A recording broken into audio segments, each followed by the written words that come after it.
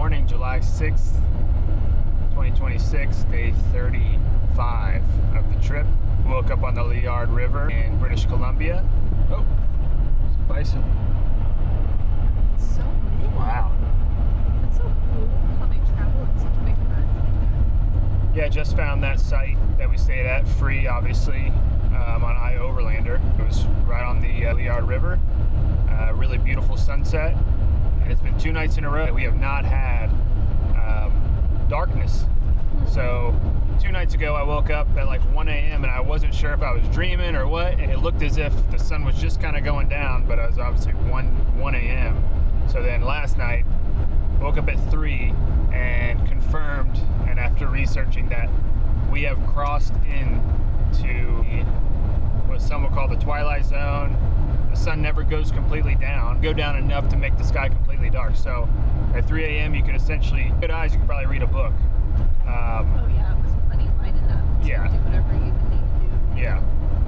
Cool where we're staying, you know, it gives you a little peace of mind. You can see everything around you. And yeah, just cool to experience that. I can move the flashlight from off my bedside now. Yeah, no need for a headlamp, flashlight. If you camp a lot, you know how crucial a headlamp is. And you can just tuck that away for quite a while, because the farther north we go, more light will be at night. And from what I read, in Alaska, the sun will actually be out in the middle of the night, and they call it the midnight sun, as Jess taught me last night. So we're definitely in our most buggy territory that we have been. Shout out buggy. yeah. We have a thermocell, which I think Austin mentioned yesterday, and we've seen it work at the campsite that we were at 2 nights ago. You could almost see like the wall where the mosquitoes were over there, and they were not bugging us. Last night, the thermocell didn't even put a dent into the mosquito situation. It was like apocalyptic. We didn't really go outside that much. We made dinner inside.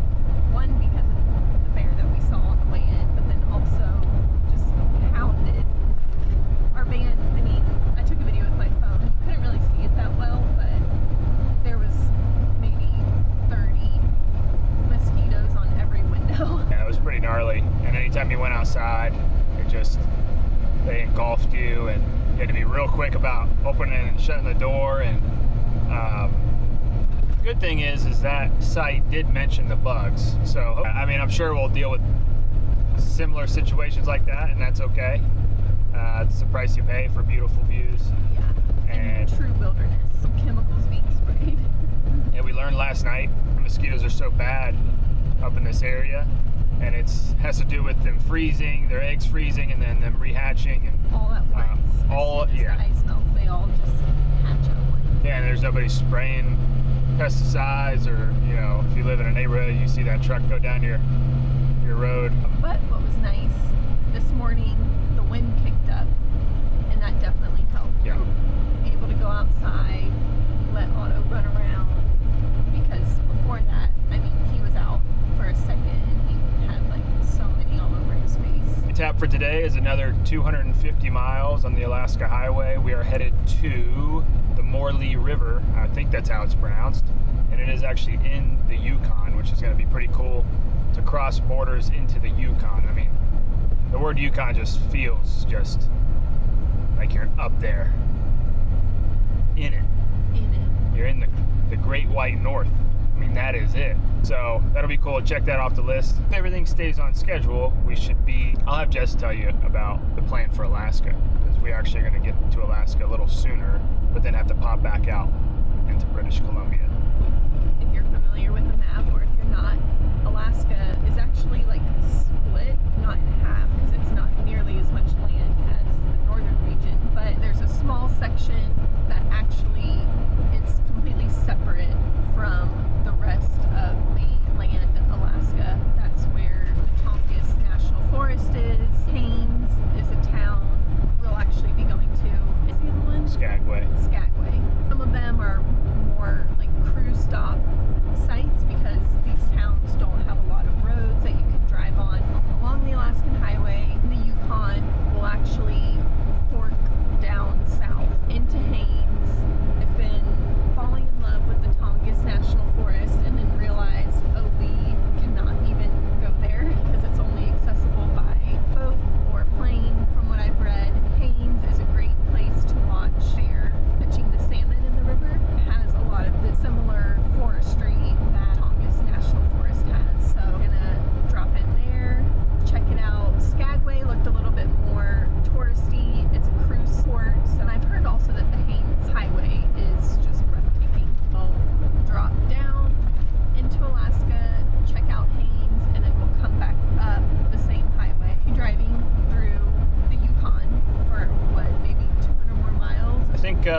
from Haines, Alaska to back out into British Columbia, potentially into the Yukon, and the Talk, Alaska is about 8 hours. So 200, 300 miles from Haines will be in Alaska, in a town. You cross the border on the Alaska Highway into Alaska, but you still have 2 hours, no town, and it's still kind of treacherous road. So yeah, we should be in some form of Alaska in the next 2 to 3 days. We're inching closer. Beautiful day. We've seen like 3 cars on the road. Saw 3 bears on the road also. Yep. We were just driving and happened to see something, and oh, there it was. It was a bear, and we were the only people around. And we turned around, and it was a bear with 2 cubs. Just awesome. I mean, had to have been a grizzly bear, I think. And we've already seen that you saw the bison. We're only like 30 minutes into the drive, so there's more to come. And we're just getting more and more into the wilderness, so the wildlife will continue, no doubt about it. To put this all into perspective, a lot of people talk about, the Alaskan Highway being super rough, and so far, not bad. We've seen up further ahead, it might get a little worse. A real take of the Alaskan Highway is just the vast amount of wilderness that you're in.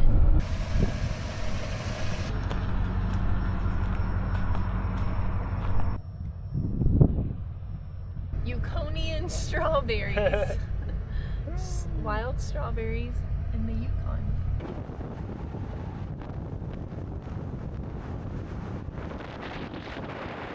Right, we are officially in Yukon territory. 2 miles in, we pulled into a gas station, and the guy came out to pump the gas, saw our Florida tag, asked us where we were from. Turns out he's from Kissimmee, Florida. What are the odds of that? And I asked him, what moved you out this way? 47 years ago, he came out here on vacation and ended up buying the place. It's a gas station, general store, cheapest gas in the area, advertised, and it was. Probably 40 cents cheaper than what we paid yesterday. I asked him how the winters are out here. He said last winter, one morning he woke up and it was negative 57 degrees Fahrenheit. He did say it was a dry cold, so I'd say the Florida colds are different with the humidity. People that think Florida doesn't get cold, it does. The odds, we are in Yukon. That was cool. First person we've seen from Florida in 3 weeks, I think.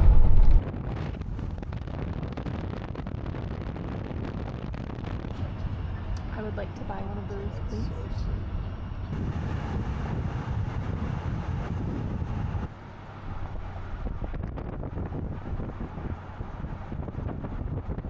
What we just passed there was called the Signpost Forest, and we're in Watson Lake in the Yukon. And when we were first driving in, it's a more established town. There's like a college and a school and hospital and all that. But on the way in, it's like every country's flag was posted in the streets, then the Signpost Forest. So it's really cool. They're like welcoming anyone and everyone here.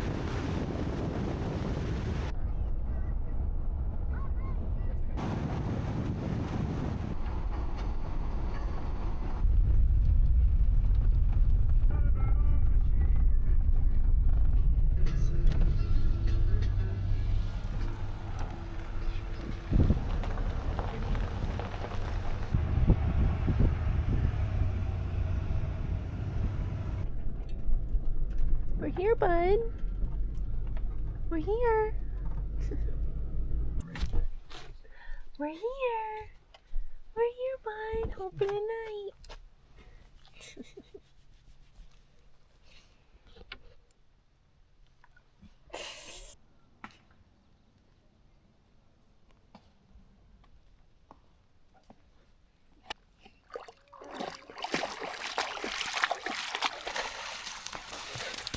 This way, this way.